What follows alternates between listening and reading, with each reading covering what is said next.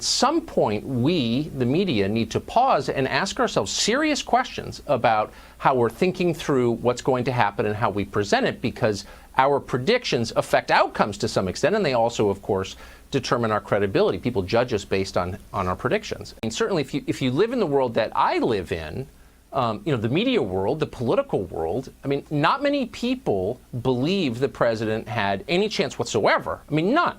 I mean, this was going to be a blue wave. This was going to be an early night. And again, we don't know. It's 8/18. We don't know the outcome. And I think it's always been a pretty tough race for the incumbent president. But it's not what people thought it was last night. And again, you have to ask yourself, why is that? Why is the demonstrated reality so different from what purportedly smart people said it was going to be? And again, I don't know the answer to that. Well, Tucker, I can tell you what's going on. Can you handle a real shot of the truth? It's really pretty simple. The media and the pollsters working in conjunction with the media have been hell-bent to paint a narrative since day one that they wanted Donald Trump gone. Now here's a real bolster of truth. Fox News is not the opposition to that. They're a willing participant. Are you and Hannity willing to actually stand up and call out your own network? Because what they did on election night is unconscionable.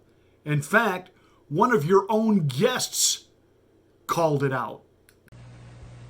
I think I'm really worried like you are. I mean, a constitutional republic, Tucker, relies more on just laws. It has protocols and good faith traditions. We've been told for 3 months that this was going to be a landslide. That was with the media mantra every day. This is a media that the Shorenstein Center said is 93% biased. So here we are tonight, 600,000 uncounted votes in Maricopa, a red county, mostly in Arizona.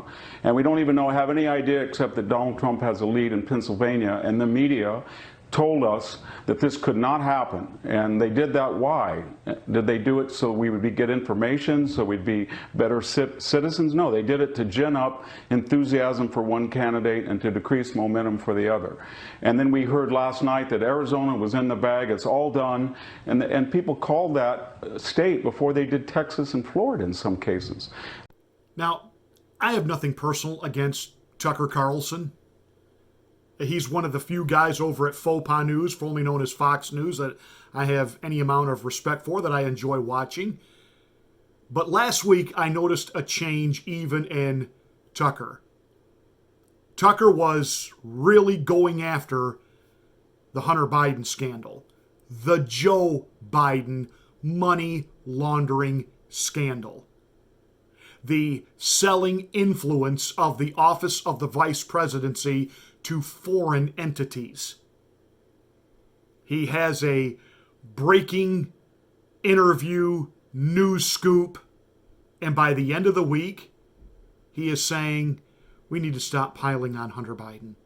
He's just a good guy with some demons. He's a guy who is a grown adult who was thrown out of the military for his drug use. He is nothing but a glorified pimp. I should say, he's actually nothing but a glorified cash mule being pimped out by his own father. He's a ne'er-do-well nothing who is engaged in, sexual affairs with the widow of his dead brother, who has fooled around with underage girls, and he has no real talent, no real ability, and his father would take him along on junkets around the world, and while daddy's holding press conferences and acting vice presidential, Hunter's in the other room fleecing that nation for millions and billions of dollars that would funnel through a system that ultimately Joe would get his hands on. Do you understand? That's really what was happening, Tucker. That doesn't make him a guy with some demons. That makes him guilty of treason. So is his father. And then you back off. And then you work for a network that all of us said, wait a minute, what do you mean Arizona just went to Biden? Give me a break. Now, part of that is, and I've said this right along, and I actually said it before Rush did, this has the fingerprints of the McCain family all over it. And people in Arizona still owing the McCains favors. But even the governor of Arizona went, wait, what just happened here? What do you mean? And for hours, CNN wouldn't even give Arizona to Biden. But the AP, the Associated Press, followed Fox News' lead on that. And even though it was already in the bag for Florida and Texas to go in the Trump column, you wouldn't do it. You wouldn't do it. And let me explain to you people why they didn't do it. See, the longer they let it go that Trump wasn't gaining any ground, that he was way down in the electoral count, and the more they allowed the electoral count to build for Biden, the more it creates the image, the optic, that Biden was pulling away with it, that landslide false narrative, despite the fact that Biden was really just winning everything that Hillary had already won and he was already expected to win. I did feel, and I still feel, that the president could have made a play for New York with that police endorsement and the hatred of upstate New York for downstate, and the fact that downstate hates Bill de Blasio. I really think that maybe the Trump campaign was ill-advised to not make, I think, even a moderate play for New York. They could have really made things interesting there, which would have ensured that the Democrats focused all of their cheating in New York to keep it blue. And instead, they just kind of, took New York for granted that was in the bag. And so then they could focus their cheating elsewhere. Because let me tell you, there would have been panic buttons pushed and alarms going off in the Democratic Party if they thought that New York was in jeopardy of pulling a Reagan 84 on them. Let me tell you that. I'm serious about that. I lived in New York most of my life. I'm telling you. It would have been all hands on deck. They wouldn't have been able to pull any shenanigans anywhere else because they would have focused on New York. So, oh well, that's an opportunity missed. That said, Fox News, I have told you people for years, and some of you have scorned me, you've yelled at me, you've said, can't you, Ronnie? They're ours. They're the conservative voice. They are not. The Murdoch family is not conservative. This is controlled opposition. They are the enemy that's designed to disseminate propaganda and information that on one hand, they want you to think that they are giving conservatives a voice when in reality, hey, look how fast they reeled Tucker in from going after Joe Biden. That I said last week, and I was right. I didn't want to be, but I was right. Fox News reeled him in. Why? Because Fox News was tipping their hand last week when they made Tucker go out there and apologize for the pile-on to Hunter Biden. They were tipping their hand then where the majority of the anchors and the personnel at Fox News is throwing their support and their vote. I mean, we all know that Chris Wallace is trying to live up to his father, and he's just a leftist, and we know where Neil Cavuto is, and we know where a lot of that ilk at Fox News, and why Donna Brazile is on the air, and why Juan Williams works there. And how bad have you got to be fired by NPR? I mean, come on, NPR, where we whisper the news because it makes us sound smart. In other words, your only qualification to work at NPR is be a boring libloon. Well, I would say Juan Williams fits that description, but if he was so bad that he couldn't bore the paint off the walls there, and they fired him, Fox News picks him up, and then they got that, what's her name, Mary Humph, whatever her name is, the one that said the reason ISIS was on a killing rampage under the Obama administration was the young men of ISIS didn't have any job opportunities, didn't have any career choices. So, in other words, she felt instead of killing off ISIS, we should be over there educating them on their career opportunities. And now she's a contributor on Fox News. The person running the decision desk for Fox News, we find out, worked for the Hillary campaign. Are you kidding me? So they purposely, you got to understand how this deception works. The states that knew Trump was running away with it, they stopped counting.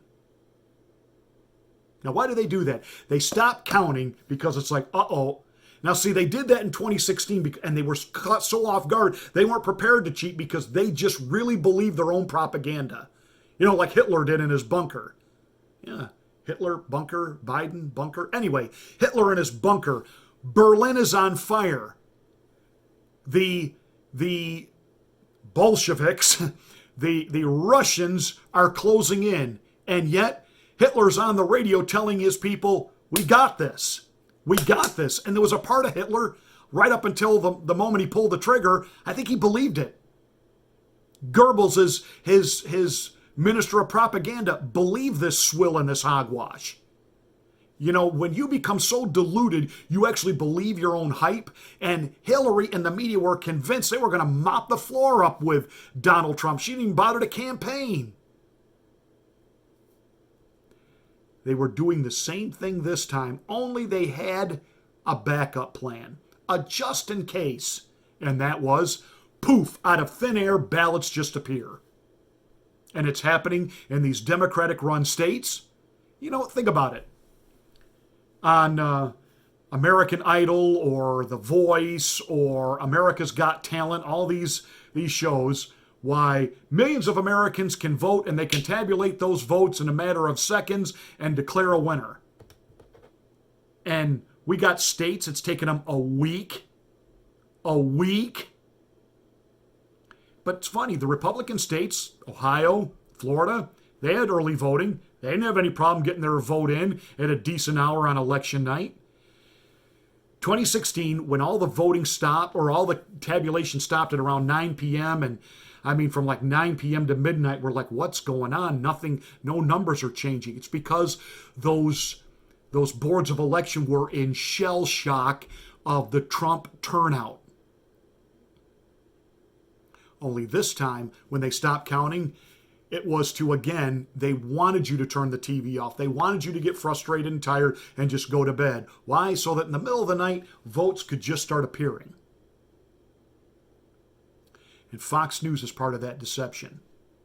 They could have called Texas and Florida sooner, and they could have projected the race more like this.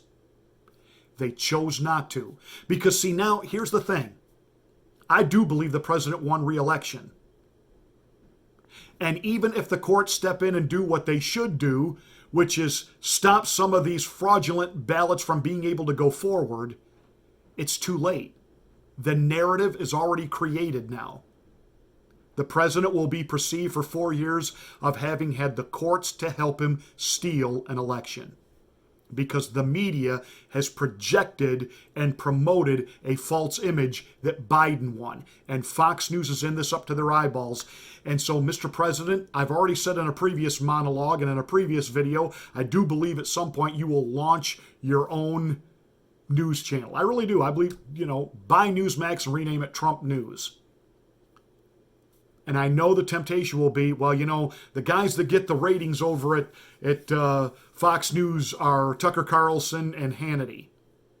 Before you hire them, step back and see if they do right by you.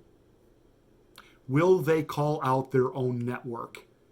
That their own network has been part of the deception. I don't want to hear Tucker do endless monologues of what the clowns are doing over at CNN. I don't want to hear him talk about little Brian Stelter. I don't want to hear him talk about Don Lemon. I don't want to hear him talk about anything going on at CNN with Fredo. I want Tucker Carlson to look at his audience through a Fox News Channel camera and say, Fox News is guilty of creating a false narrative on election night. He won't do it. He makes too much money. In fact, Tucker was almost being apologetic for the media. He said, I really don't know why we got it so wrong. Really? You don't know why CNN and PMSNBC and ABC and George Snuffleupagus, you really don't know why they're so smart. How could they have gotten it so wrong? Duh! They were trying to create an outcome. And they're trying to still create an outcome. They want the illusion that Biden has won it. He's got it. Illegal votes in Nevada, illegal votes in Arizona. There should be an immediate recount of Wisconsin. Michigan, we have votes arriving out of thin air, not watermarked. Republican poll watchers not allowed in to view the count. Fulton County, Atlanta, Georgia, grabbing winos off the street to vote. I mean, it's unbelievable. It's unbelievable. And of course, this video will have a little, fact check that this is unsubstantiated claims. Tucker, you and Hannity are guilty of being part of the anti-Trump propaganda. And what I want to know is, do you have the guts, the character, to push back, even at your own network? If I were a betting man, I would bet Laura Ingraham will. She's, got more testosterone than the two of you put together. So we'll see. We'll see. But I'm right now officially calling out Sean Hannity and Tucker Carlson. Will you stand up against your own network? And don't come on tonight and parade through the endless cycle of guests from Newt to everybody else to talk about how awful it is that the Democrats are stealing this election. You helped. You work for a network that helped. And you're being called on it. Hey, that's it for this video. This will get me some likes, I'm sure. Make sure some of you that have the capability, go ahead and email this to Hannity. Email this to Tucker Carlson. Email this link to the president. We need to stand with our president and make sure that he really knows who his real friends are. Smack the bell, give us a thumbs up and a like, and make sure that you are a subscriber to the channel. Click that word all after you smack the bell to get notification of my next rant.